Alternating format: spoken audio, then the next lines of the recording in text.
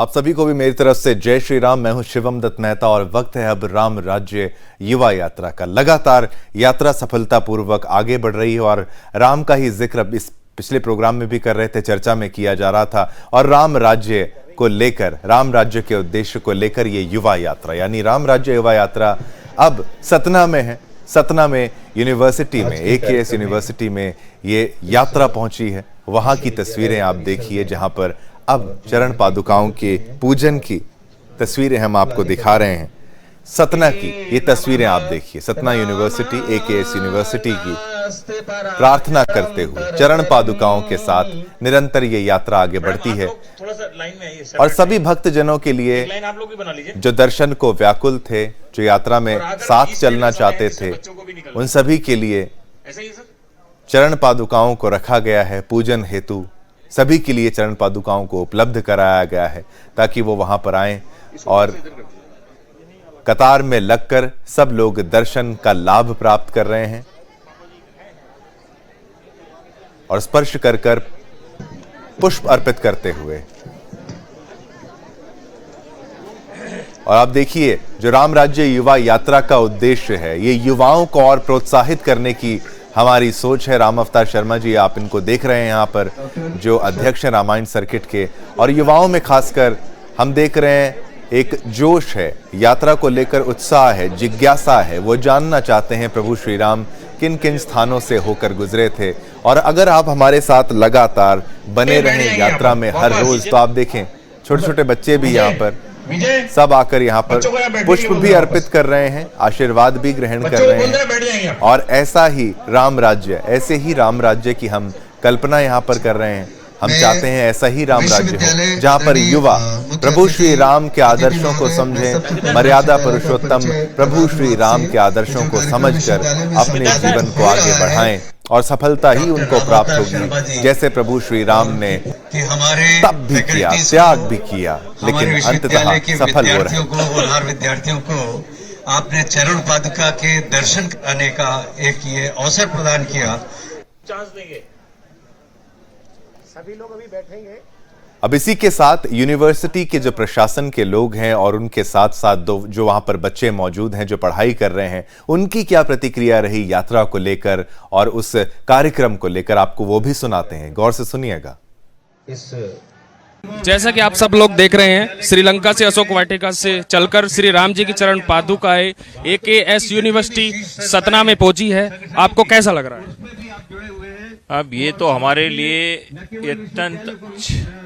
इतना गौरव का क्षण है कि भगवान राम इतने वर्षों बाद उनकी प्राण प्रतिष्ठा जहां अयोध्या में हो रही है, और उस कार्य के लिए श्री रामावतार जी ने जो एक बीड़ा उठाया कि अशोक वाटिका से लेकर के चरण पादुका को लेकर पूरे हिंदुस्तान में जहां जहां भगवान राम गए और उसको अयोध्या तक लेकर के जाना, तो और वह उस रास्ते में AKS विश्वविद्यालय पड़े और यहाँ पर विश्वविद्यालय में चरण पादुका का पहुंचना हमें लिए अत्यंत गर्व और अत्यंत आनंददायक विषय है।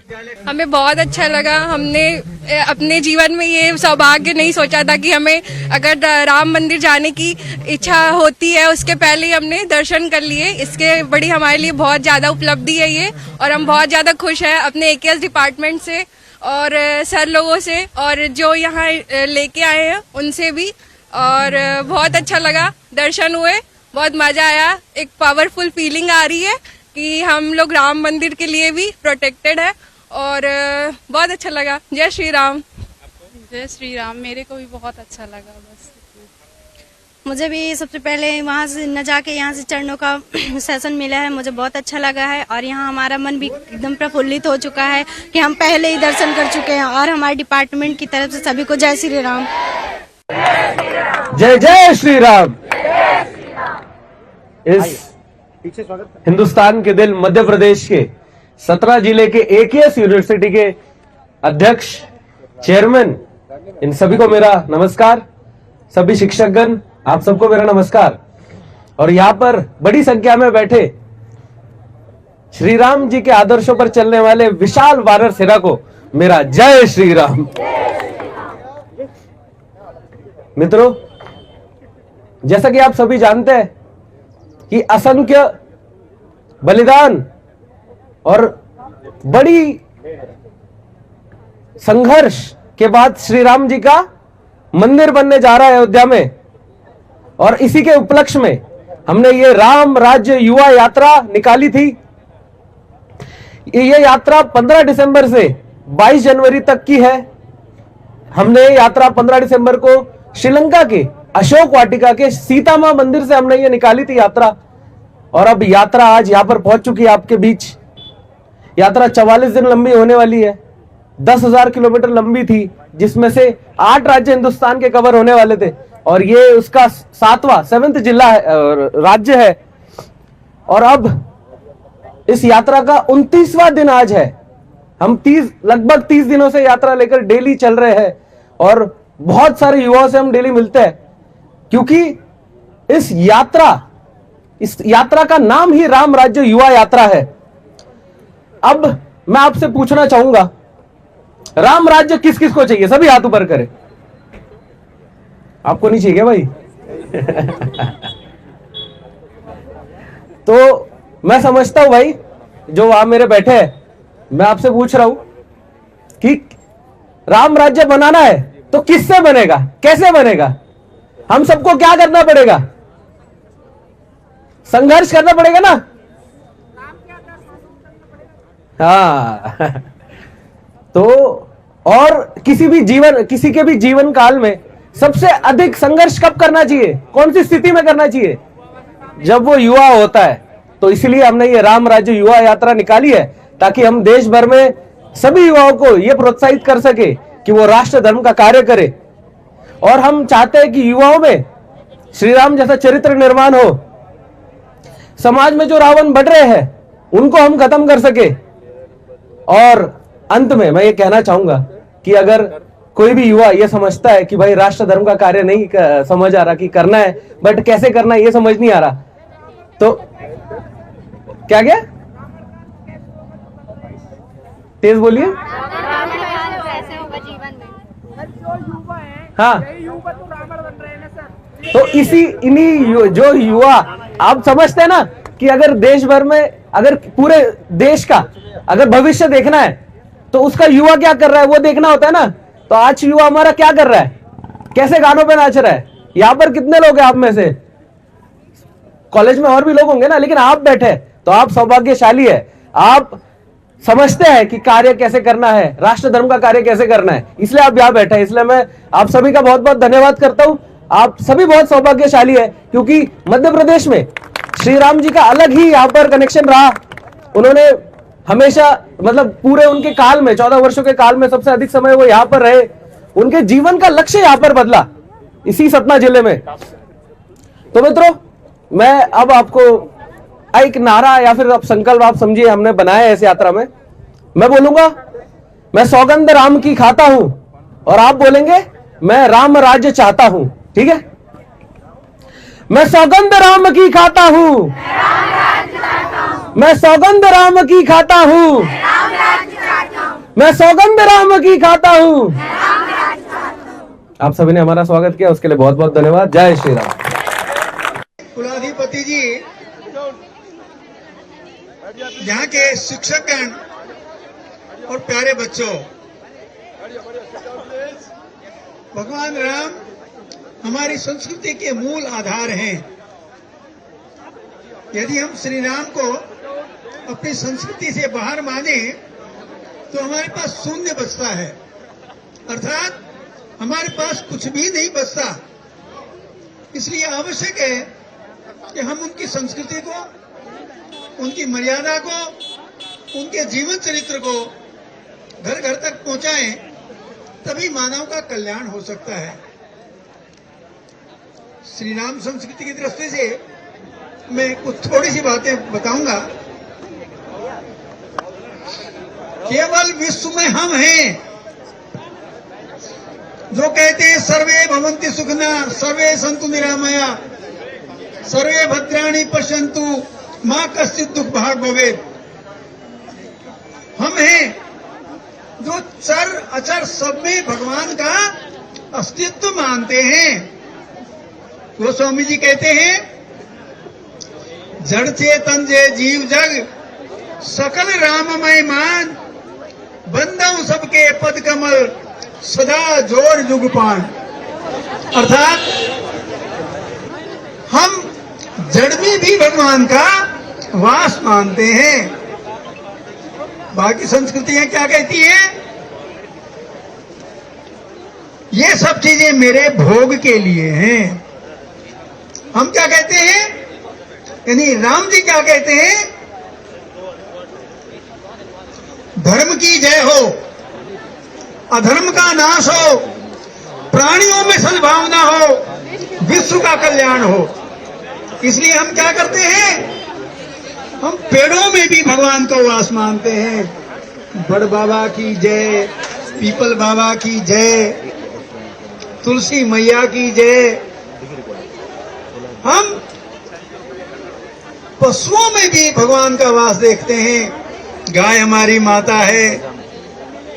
हम लोग चींटी को भी आटा देते हैं। हम लोग मछली को भी गोली आटे की खिलाते हैं। क्या मछली हमारे खेत में हल जोतने आएगी? क्या चींटी हमारे लिए खेती करेगी? तो क्यों?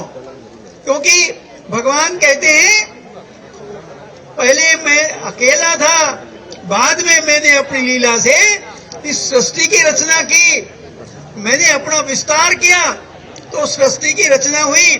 अर्थात ये सारी सृष्टि ब्रह्म का रूप है। ये केवल दुनिया में हमारी सनातन परंपरा कहती है।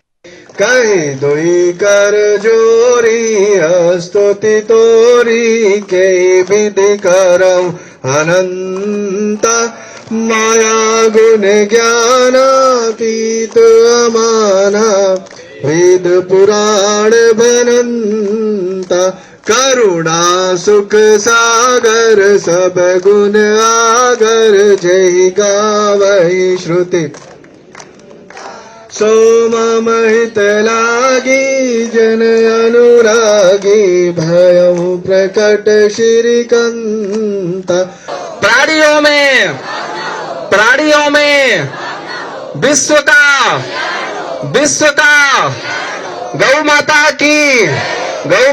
की धन्यवाद देता हूँ, साधुवाद देता हूँ इस पूरे टीम को जो ये चरण पादुका श्रीलंका से लेकर अयोध्या जी तक जा रही है। पूरा देश राम में है। 496 साल की गुलामी के बाद ये हमारे प्रभु श्री राम का जो जन्म स्थान अयोध्या जी में है, वहाँ पर प्रभु श्री राम जी विराजमान हो रहे हैं। इस खुशी के अवसर पर हम सभी सतना वासियों को सौभाग्य है कि ये चरण पादुका यहाँ पर आई है जो श्रीलंका से चली है।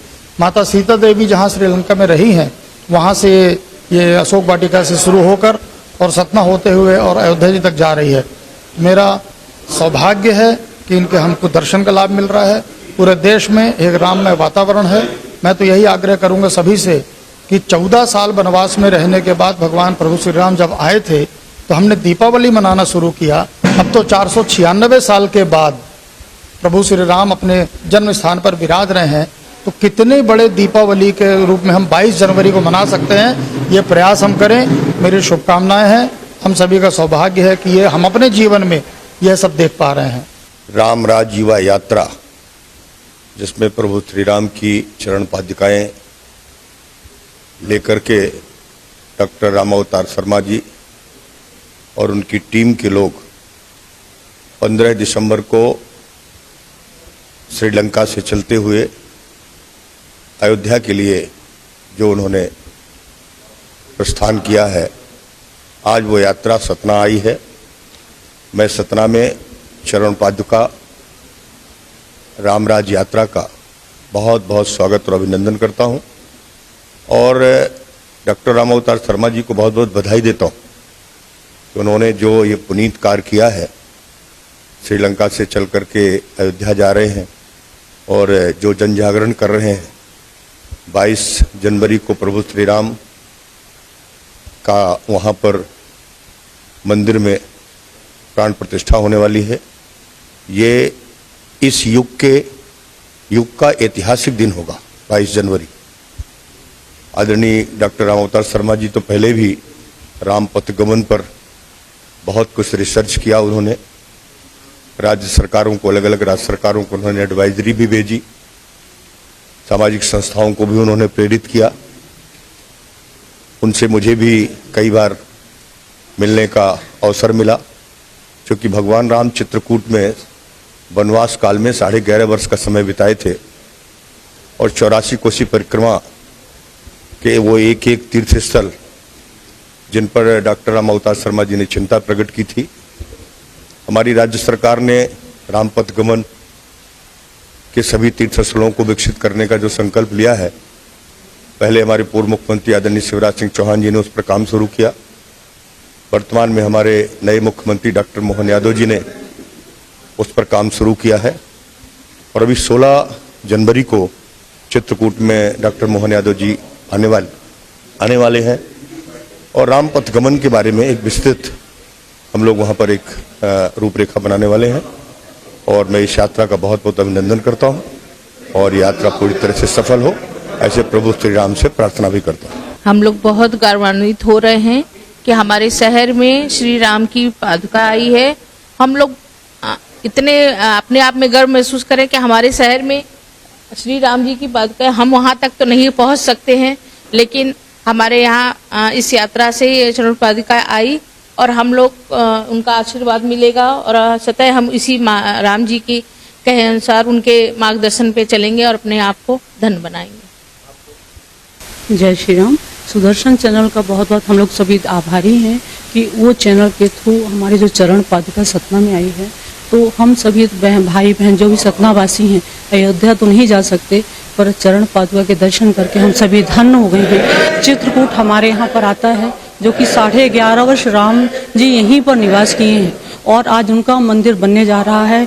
ये सिर्फ अपने प्रधानमंत्री यशस्वी श्री नरेंद्र मोदी जी के कारण हो रहा है और हम सभी भाई बहन पूरे भारतवासी नरेंद्र मोदी जी को बहुत बहुत धन्यवाद देते हैं और सुदर्शन चैनल को धन्यवाद देते हैं कि हम सभी चरण पादुका का दर्शन पा करके अनुग्रहित हो गए। जय जय श्री राम। धन्यवाद।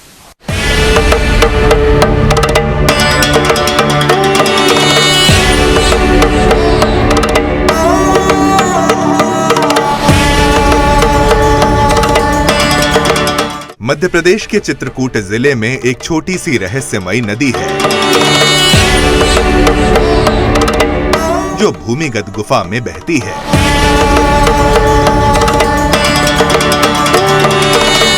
ये गुफा गुप्त गोदावरी कहलाती है। यहाँ के बारे में पौराणिक मान्यता है कि त्रेता युग में यहाँ भगवान श्री राम, माँ सीता और लक्ष्मण जी ने अपने वनवास के शुरुआती दिन बिताए थे।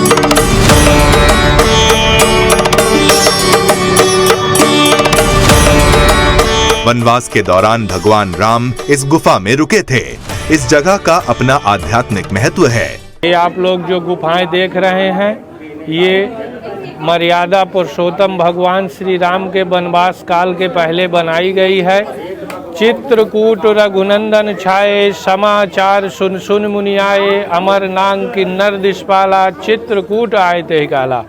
जब भगवान श्री राम यहाँ के पधारे तो उस समय समस्त तीर्थों के देवी देवता, नदी, गिंधर्व, पहाड़ सभी जीव चराचर भगवान के दर्शन के लिए यहाँ के उपस्थित हुए। उसी समय माता गोदावरी को पता चला कि प्रभु श्री राम चित्रकूट में पधारे हुए हैं, तो उन्होंने अपने माता पिता के चोरी चोरी विंध्याचल पर्वत को तोड़ते हुए चित्रकूट नासिक से आके यहाँ चित्रकूट में गुप्त गोदावरी धनुष कुंड के रूप में प्रकट हुई। जब भगवान श्री राम के चरण स्पर्श किया, रजपान किया, तब भगवान श्री राम खुश हुए, बोला मांगो बेटी क्या वरदान मांगना चाहती हो।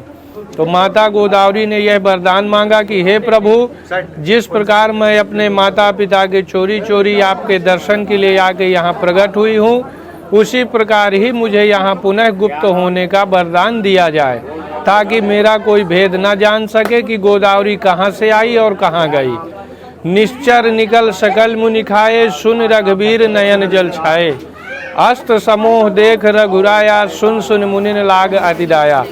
जब भगवान श्री राम इस गुफा के अंदर प्रवेश किया तो उस समय यहाँ हड्डियों का ढेर लगा हुआ था। भगवान श्री राम ने ऋषि मुनियों से पूछा कि ये हड्डियों का ढेर किसने लगा के रखा। तब भगवान श्री राम से ऋषि मुनियों ने बताया कि प्रभु यहाँ मयंक नाम का राक्षस है, जो भगवान की तपस्या करते हैं उनको प्रताड़ित करता है। बोला आप भगवान का भजन ना करके आप मेरे नाम का भजन करो, और जो उसकी बात नहीं मानता उसको मार के वो खा जाता है। उन्हीं के हड्डियों का ढेर लगा के रखा है। तब उसी समय भगवान प्रण करते हैं कि निश्चयहीन करहूँ मैं भुज उठाए प्रण कीन, और सकल मुनिन के आश्रम जाए जाए सुख दिन। तो भगवान ने प्रण किया कि जितने भी ऋषि मुनियों के आश्रम होंगे वहाँ जाकर मैं राक्षसों का विनाश करूँगा और ऋषि मुनियों को सुख शांति प्रदान करूँगा। ये गुफाओं का जो आप लोग ऊपर देख रहे हैं, जैसे हम और आप मंदिर बनवाते हैं वैसे ये गुम्बज बना हुआ है। नेचुरल देव निर्मित गुफाएं हैं। ये रामायण के आधार पे 9.5 लाख वर्ष पूर्व की बताई जाती हैं, त्रेता युग की। राम झरोखा बैठ के सबका मुजरा लेत, जाकी जैसी चाकरी ताको तैसा देत। ये राम दरबार है। यहाँ भगवान राम का सभी ऋषि मुनि देवी देवताओं के साथ भगवान का दरबार लगा करता था, इसीलिए यह स्थान राम दरबार के नाम से जाना जाता है। यही इसकी महिमा है। बोलिए श्री रामचंद्र भगवान की जय। साथ ही कुछ प्राकृतिक तौर पर चौंकाने वाली रहस्यमयी चीजें भी यहाँ देखने को मिलती हैं। गुप्त गोदावरी भीतर की चट्टानों से एक 12मासी धारा निकलती है। ये धारा गोदावरी नदी की ओर एक अन्य चट्टान में बहती हुई गायब हो जाती है। यहाँ पर 2 गुफाएं हैं। पहली गुफा का प्रवेश द्वार बहुत ही संकरा है। ऐसे में यहाँ सैलानी मुश्किल से घुस पाते हैं।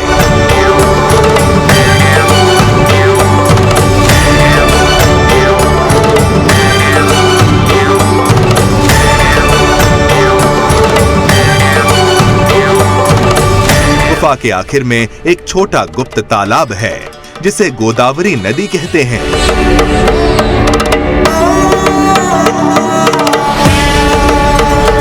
दूसरी गुफा लंबी और पतली है। यहाँ भगवान राम, लक्ष्मण और मां सीता वनवास के दौरान रुके थे।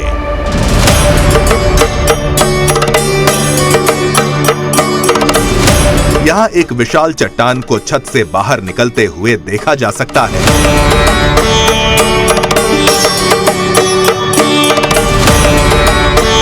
जिसके बारे में कहते हैं कि ये विशाल दानव मयंक का अवशेष है। लोक मान्यता है कि जब मां सीता नहा रही थीं, उस वक्त ये दानव उनके कपड़े चुराकर ले जाने की कोशिश कर रहा था।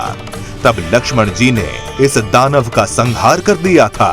ये आप ऊपर में देखें, पहले ये ऊपर में देखेंगे गुफा का पत्थर सफेद है और जो राक्षस का पत्थर है ये काला है। ये जो बड़ी सी शिला आपको दिख रही है, फटा हुआ मुख, बीच में दाढ़ी, ये मयंक नाम का राक्षस जो वनवास काल में सीता जी के कपड़ों को लेकर भागा था। वनवास काल में सीता जी सीता कुंड में स्नान कर रही थी, ये उनके कपड़ों को लेकर भागा था। तो लक्ष्मण जी ने शक्ति बाण मार के इसको उल्टा लटका दिया, ऐसा बताया जाता है। सीता माता के एक बाल में, सीता माता के एक बाल में ये लटकी हुई शिला है। और इसे प्रभु श्री रामचंद्र जी का वरदान है कि जो कलयुग में दर्शनार्थी इनके दर्शन करेंगे, यह उनके मानसिक पापों को खाता है। तो इसे देखने से सारे मानसिक पाप नष्ट होते हैं। ये पाप मोचक शिला के नाम से भी जाना जाता है। ये सीतामढ़ी है, नीचे बजरंग बाण है।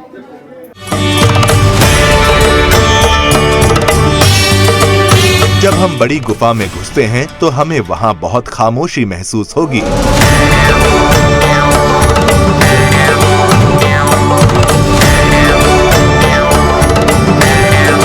इस गुफा में हमें पानी नहीं मिलेगा। जैसे जैसे हम गुफा की आखिर में पहुंचेंगे, खामोशी और सन्नाटा और भी बढ़ता जाएगा।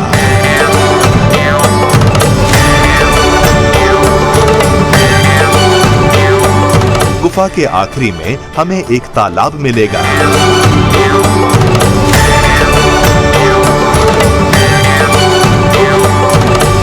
दूसरी गुफा में घुसने पर हमें गुफा में पानी मिलेगा।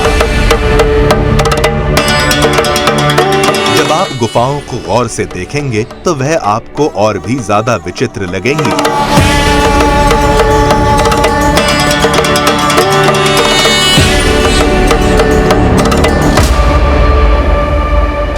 इन इन गुफाओं को कई सालों पहले प्रकृति ने अपने चमत्कार से बनाया है।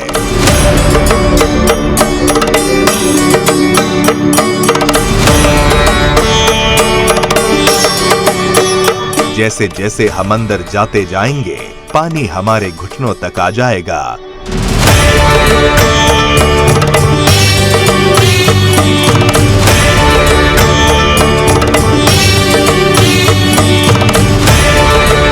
हमें अंदर एक अलग तरह का ही रोमांच महसूस होगा।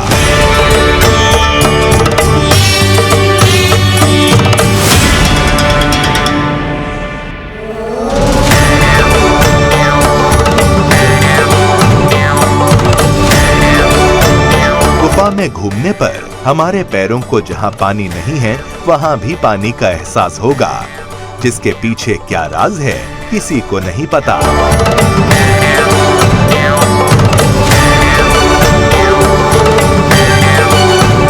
अपने घुटनों पर ठंडे पानी के स्पर्श के साथ गुफाओं में नंगे पांव चलना एक रमणीय अनुभव है।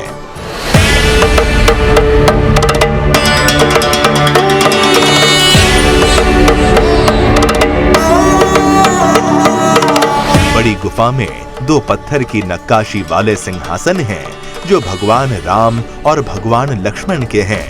मान्यता है कि भगवान राम और भगवान लक्ष्मण अपने निर्वासन के दौरान कुछ समय के लिए यहाँ रुके थे। उस समय भगवान राम से मिलने के लिए कई देवता चित्रकूट आए। माना जाता है कि माँ गोदावरी इन गुफाओं में गुप्त रूप से दर्शन करने उनके पास गई थीं। ये राम कुंड लक्ष्मण कुंड है।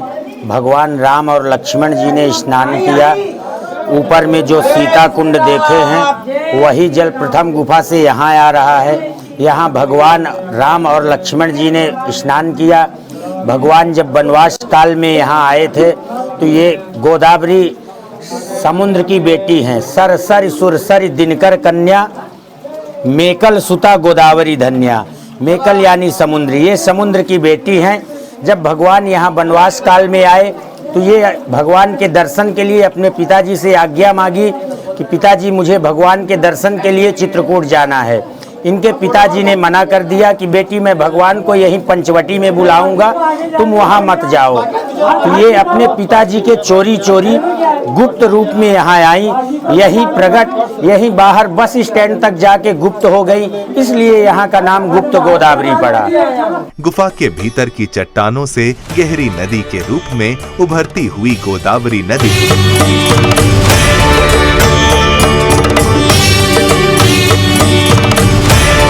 नीचे एक और गुफा में बहती है और फिर पहाड़ों में जाकर गायब हो जाती है। बाद में पानी को विशाल चट्टान की छत से बाहर निकलते हुए देखा जाता है।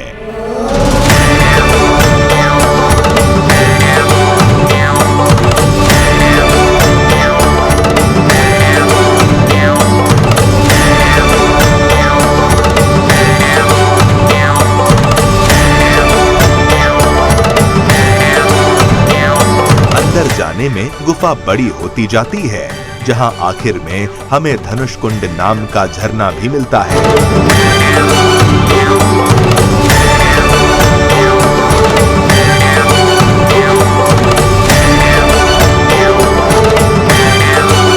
यहाँ हमें कई छोटे मंदिर दिखाई देंगे। हर मंदिर का अपना एक इतिहास और कहानी है। गुफा से बाहर निकलने पर हमें पंचमुखी शिवलिंग की मूर्ति दिखाई देगी, जिसमें पवित्र त्रिमूर्ति ब्रह्मा, विष्णु और शिव है।